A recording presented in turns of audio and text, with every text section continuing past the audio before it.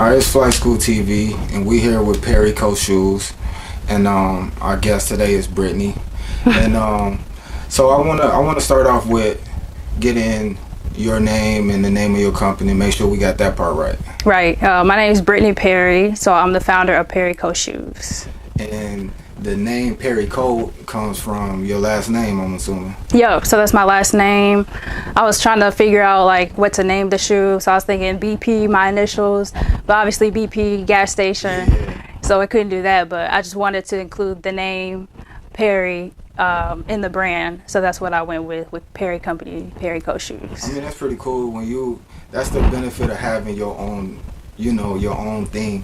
You can choose to have your name represented in your product. Right. And that also would, of course, extend to brand integrity, because you got your name on it. You want to make sure everything is nice. Right. So, like, let's just so we can disclose all the information about your company. Like, how did this company get started? What is it exactly that you do? Right. So I'll just give you a little background about why I did it. So growing up, I'm originally from Indianapolis, Indiana. So it's close to Chicago, maybe 3 hours away, but the culture is very different. So there's not a lot of streetwear culture. There's not a lot of sneaker stores. So when I was growing up, the only sneaker stores that we had around was literally Finish Line and Foot Locker. And then when you would go in those stores, you go to the women's section. It's always a smaller section with pink, red shoes, and then the men's section is like the entire wall on the other side, and they have so many different options. So I would find myself going to the men's side because they have more options, and I'll wear a lot of men's shoes growing up. But it wasn't until, when I got older that I wanted to start my own brand that was unisex. Since growing up, I didn't want anybody to be excluded, so it's for men and women. Right. That's the reason why I wanted to start my own brand. So what made you jump in the avenue of creating a shoe compared to a lot of people that want to express their creativity, want to do it I know you just said it was lack of options for you, but even in those situations, a lot of people might think of, I might just customize a shoe. Right. I might just paint the shoe a certain way or add different things to a certain shoe. Or a lot of people, to express their creativity, want to start with t-shirts. And you see that a lot. So that's why this interview was important for us to get done, because I see the avenue that you chose, and I know it's a tough avenue when you got these juggernauts out here, Adidas, Nike, all these big companies and that dominate the shoe world. Right. So what besides the lack of options, what made you put your effort into creating your own shoe? That's a good question, because growing up, you had Nike, Adidas, and we did have Nike ID where you could literally customize a shoe online and change it up. But as I get older, and now I'm also working a full-time job as well as doing the shoe thing, so I can't wear my typical Jordans. I can't wear some of those streetwear clothing that I would usually wear in a corporate setting. So I could do the customization, but I wanted something that was more versatile, that I could wear corporate or I could wear with street clothes or casual clothes. So that's kind of why I went the way of starting my own brand. And now, since there's social media, Instagram, Twitter, you're starting to see a lot of up and coming brands that are from scratch, mainly in Europe, but there's a lot that are in the US as well, coming out of New York, California, that you might not know about. But I think there's a lot of opportunity now for smaller businesses and smaller brands to start their own, because now we can go straight to the consumer with social media. Yeah, and I want to shout out FBCC. He from Oakland. He also created his own shoe, which was inspired by Kanye. And another entrepreneur that's from the culture, that's doing his thing, carving his niche out in the world, as you are. And I just want to salute both of you guys for doing what y'all doing. It's really amazing. But what was some of the early challenges you faced? Because just jumping into an avenue of creating shoes isn't that easy. Right. And so what was some of the early challenges you faced, even discovering how to go about creating a shoe? Because you can draw it. Right. But then after you draw it, now the hard part comes in, as far as like gathering the money, finding somebody that can bring your vision to life. Like, what was that process for you? Like the challenges of it? It was difficult, and it took me years. Like, I started on this shoe maybe in 2016, 2015. So it was something that I've had in mind to do, but the process to get where I'm at now, it took a while. And I think that was because of the lack of resources, because I mean, you don't know who, like, I literally don't know anybody that's made their own shoe before. Right. But with social media, I can see that there's some brands that have started their own shoes, so I would try to reach out to them, like send them a DM and say, hey, you know, I'm trying to start my own thing. But then people wouldn't respond, or the people that did respond, they're like, okay, I can help you, but I charge a consulting fee. It's going to be $500 an hour for, you know, for me to give you information and things like that. So it took a while just to figure out, how do I even do this? Right. But luckily, I found another black designer. He was originally from Atlanta, but he lives in California, and he kind of helped guide me a little bit on the process of how to do it and how to get stuff manufactured. Yeah. So shout out to Quentin. He also has his own company now called Q4. It's basketball shoes. So he has some basketball players wearing his shoes too. But it was definitely a lack of resources, so people don't want to give you advice. Yeah, you know, because that's one thing that bothered me a lot with I'm not just going to say like in fashion, because it's everywhere. It's everything. Yeah. You know, people feel like if they help you shine in some type of weird way, it's going to dim the light that's shining on them. Right. Which is never the case. You know, there's billions of people in this global environment that we living in. Right. And just because you offer some assistance to this person doesn't mean it's going to take away from anything you got going. Right. You guys might have two totally different avenues, different lanes, different ideas. And, yeah. Exactly. So that's something that is a problem in my opinion. But also we do live in a time where a lot of the things that we're looking for is available to us, you know, whether it be social media or Google, or, you know, just the internet. So a lot of that stuff is also there. But if you don't even know where to start, right? That's the thing. Like certain words that you type into the Google search, right? If we don't know them terms, then it's still a challenge that's ahead of us. Yeah, so that's the hard part. And I understand sometimes why people are kind of guarded with their information, because just to find it takes a long time to find certain resources, manufacturers, and then they're kind of guarded, like, I don't want to give up because I worked hard to find this person, so I'm not just going to give up my source. Right. But if you don't want to give up the source, at least you could explain the process or the steps of how to do something and not necessarily give out specific information. Right. So that was more so what I was looking for, but a lot of people still weren't open to even, you know, talking to me at all. Okay, so this is not something that you went to school for? It's not. I went to school for marketing, so it's somewhat business-like, but I didn't go to school for design or fashion at all. So what was your initial drawing like? Like your initial idea of a shoe? Like, how was that thought in your mind? Like, how did you picture it? I kind of looked to some other shoes for inspiration. So when I think of, now I'm in corporate world or whatever for now, I'm thinking of like a classic silhouette. So I like stuff that's timeless, where I can wear it all the time. It's not like those dad shoes that are real thick. Those are around now, but how long is it going to be around? So I kind of like shoes like the Air Force One. There's some smaller brands out there like Filling Pieces or Common Projects that are pretty plain shoes, but you can wear them with everything. So I wanted something that was versatile, but I didn't want it too plain. I needed something like some elements that are going to make it different from everyone else's shoes. Right. So that's kind of what I went with. I did have some help from Quentin, so he was like, you know, you should add this, and I was like, well, I don't like this, let's do this. So it was some back and forth on, you know, how it would look at the end, but I'm happy with what we came up with at the end. So is it like, I'm asking from a perspective of not knowing anything about creating a shoe. I've interviewed guys that have done it, but it's always me wondering, like, do you pick and choose the texture, like which type of leather, which type of material? Is that like how's that process?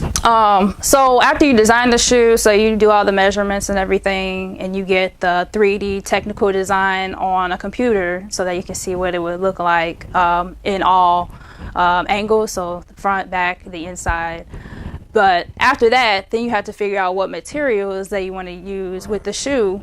So depending on what you're going for, it takes a lot of testing because you have to wear the shoes because you don't know if you wear this leather, will it last in the rain, will it last in the snow? We're in Chicago, so a lot of people are walking a lot. Do I need to add more, insulation to the sole so it's more comfortable when people are walking? So it's a lot of things that I didn't think about that I had to reconsider and adjust the design and adjust the materials that I used so that it would work. But I didn't think about this stuff. It's stuff that I would come about once I got to that. In the process. Yeah. So it's more so of a learn as you go type of thing. So that's why it kind of took so long just to get that first shoe done. But honestly, I feel like sometimes college is good for some, but for others it's a lot more impactful to learn from experience. Yeah. And actually being in the field and experiencing these things, doing these things, and learning as you're continue to grow. Right. And then I sometimes for some people that's more impactful way of learning. Yeah. So okay, so you went through this process of figuring out the design. You had some help, and then you had to choose the texture of it and everything. So at what point in time do you actually get the shoe in production? I would say, so once you do all the designs and you get the measurements, you do the 3D technical aspects on your computer. Once you have all that stuff together, then you send it to a manufacturer. And then once they pick the materials, they'll send you a prototype. So the prototype is pretty much what the shoe is going to look like with the materials that you selected. And that's when you kind of tweak, like, okay, we need to change this, we need to change out that. So that, I would say I went through maybe 3 or 4 different prototypes. Like samples? Yeah, samples. So the first sample was terrible. Like, it was nothing good about it at all. It wasn't like the design. I was like, this doesn't look like this at all. So it took maybe back and forth 3 different shoes. Like, we changed out the material several times to get it right. So overall, it took me a year to do it because also financially, like, you have to pay for those samples back and forth, and I'm sending it from the manufacturer, which is in Asia or Europe, back here, and you have to keep going back and forth. So it was a lot of back and forth just to get it right. So it took about a year. But if you have all of the financials and everything, I would say it would take a few months to get a shoe produced. So like, not to pinpoint it directly to like X amount, but like if you had to if somebody is inspired by your story and they want to try to do something similar and follow in your footsteps in a way, like what can they expect? As far as like, you need to understand at the very least, you need to approach this, understand that going into this project, you're going to need X amount of time, and at the very least, X amount of dollars. I would say it varies on what kind of shoe you're trying to do, because I know some people that are trying to do heels, I know some people that are trying to do sneakers, but definitely, if you're doing like both a full-time job and trying to do like a side gig, definitely you need at least maybe 3 or 4 hours a day just to, do the designing, materials, wearing the shoes, doing tests. And if you have other samples, you may want to give those samples to other people to wear so they can try them out and test them out. So you want to do that. On the financial side, I would say you might need at least like $8,000. Just because the designing, and if you can't do like some of the 3D aspects on the computer, you might have to hire a freelance person to do some of that for you. For the samples, the initial sample piece, that's going to cost you a couple $100. The shipping of the prototype to the US or wherever it's from, you have to pay for the shipping, the materials. So there's a lot of money and a lot of back and forth. And you should know that you can't expect a perfect product the very first time that you get a sample. So it's going to take you at least 2, 3, 4 times until you get the right product. Right. See, and I asked that question not only to put things in perspective for people that think they can jump off the porch and just automatically do what you do. I also want people to understand the product that they're purchasing.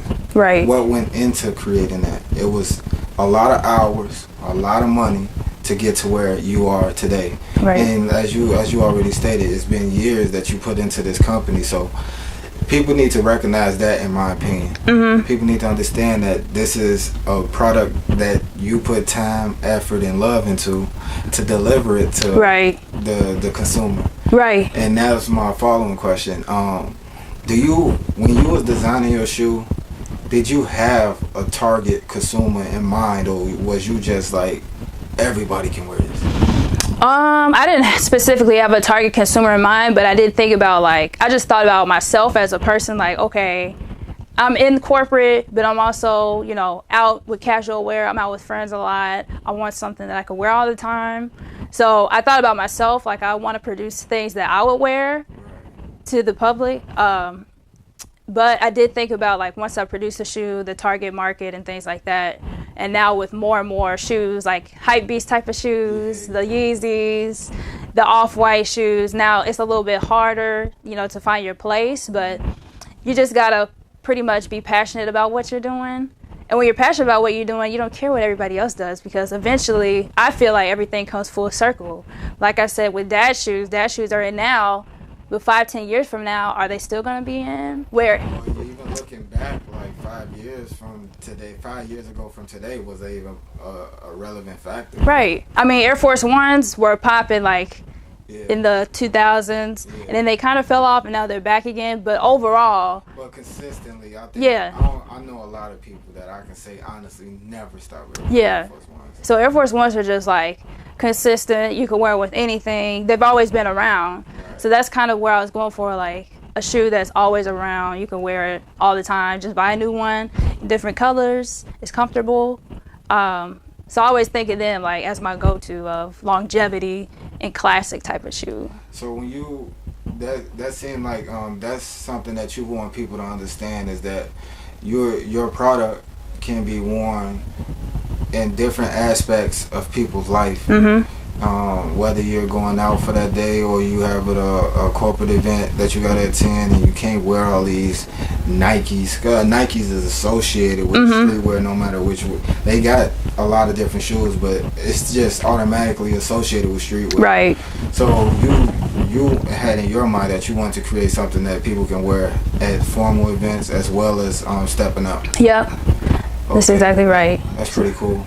So have you had any challenges like getting people to see that you're here? Like, look what I'm doing over here. Like, I'm here. Yeah, definitely. Because like I said before, I'm not from Chicago. So as far as like my group of core friends, they're also not from Chicago either. So it's like, how do you spread brand awareness? Because Chicago's kind of like close knit, whereas like people are guarded. If they don't know you, they're not gonna mess with you, type of thing. So the way you get in is just like, maybe there'll be one person that's pretty cool, and then they'll introduce you to the other person, and so on and so on. So it's more like you gotta maneuver your way in, which could be a little difficult. But if you just keep asking and get in front of the right people, and they see what you're doing, you'll get there. It might take some time. But if you just keep working and, you know, using social media, try to get out into the communities and do craft fairs and things so that you're visible, which I'm trying to do more of that stuff, in time, people will know about the brand. So that's why, you know. So, like, I mean, with the shoe game being so competitive, like you just named a few, like with the Off-White, the Yeezys, you know, it seemed like the sneaker world is like hype driven at an all-time high. Definitely. And it just seemed like it's just a challenging market to get involved in. Yeah, it's definitely a challenging market. I feel like all markets are pretty challenging now, since pretty much everybody can do anything and promote it on social media. With shoes, it's still complicated because you have the Nike, you have Adidas, these really large corporate companies they have all of the market space. But there's a lot of smaller brands that people wear all the time that people just don't know about because they're not like the hyped shoes. Right. So like a Common Projects, people wear Common Projects all the time. A lot of celebrities wear Common Projects all the time. It's just, if you're not into sneakers, then you might not know about those brands. You only know about the brands that are hyped, like the Off-Whites, the Yeezys. But there is a good space for up-and-coming brands, not just in the U.S., but also like in Europe and all the other markets as well. People, not everybody's into wearing those types of shoes, so there's always going to be a target consumer for your product. You just have to find a way to get it to them. That's a fact, because I did a Miami episode where I went to Miami and I sat down there with a few well-known boutiques out there. Mm-hmm. And it's a natural thing for me to do, is like to feet watch. Right. Like when I'm walking out in public, for some reason, before I make eye contact, I look at your shoes first, then I look at you. Yeah, like, me it's too. It's not something I'm even consciously doing. It's just I always like looking at what people's shoes mm-hmm. they have on. Right. So I noticed that in Miami, Asics is dominant. Mm-hmm. Very dominant. Like the resale market in Chicago is based around like Jordans, the Off-White Yeezys. But when I step to Miami, there is a culture for that also. Yeah. But the majority of the people out there are in Asics. And when I was in California, I did a few episodes out there in Oakland and LA specifically. Mm-hmm. I noticed that it's a lot of Converse and skateboarding. Yeah, Vans. Stuff like Vans. That. Mm-hmm. So that is definitely true what you just said. Like, it's just basically finding that audience that isn't moving strictly based off hype, right, and actually copping what they like, right. So that is pretty true. So like, what can we expect to see from PerryCo Shoes in the future moving forward after this? You should expect more shoes. So right now I just have that one silhouette. I have 4 different colorways, so white, black, denim, and pink. So that's with the first colorway, or the first silhouette. But I'm working on a second silhouette, which will be a high top shoe. So that should be coming out in the summertime. I'm working on getting to a couple of retail boutiques around Chicago, so I have a few of those in the works. And also I'll be having a pop-up next month at Leaders. So that will be on February 10th. So if you want to come see the shoes in person and try them on, then you can do that and cop a pair and take it home with you right there. Okay. So, and when people do attend your pop-up and do want to get behind your movement, just be the people that might be watching it probably would be asking, man, how much do they cost? Like, mm-hmm. What is the price point that your shoe is at right now? Price point is $150. So that's pretty fair price. If I look at some of the competitors and things like that, they're higher priced. But I think mine's like right there in the middle. Going for $190 before taxes. Yeah. You got you got Yeezys going for $230 before taxes. Mm-hmm. You got even some Air Force Ones, which is shocking. Yeah, there are ones up there. Air Force Ones was like $100 cop, like all the time. And before that, it was like even cheaper. But even some Air Force Ones are up there now. Mm-hmm. You got foam posits that's $220 before taxes. Yeah. So I mean, that's a fair price point in my opinion. Yeah. Especially considering that you're much smaller than these massive companies that is producing these shoes for a lot cheaper. We all know that. Yeah. So I think that's pretty dope. So where can people find you? So if you want to find me online, you can find me on Instagram and Twitter at PerryCo Shoes. We also have our website, which is PerryCoShoes.com. Okay. And if y'all don't know, you should know.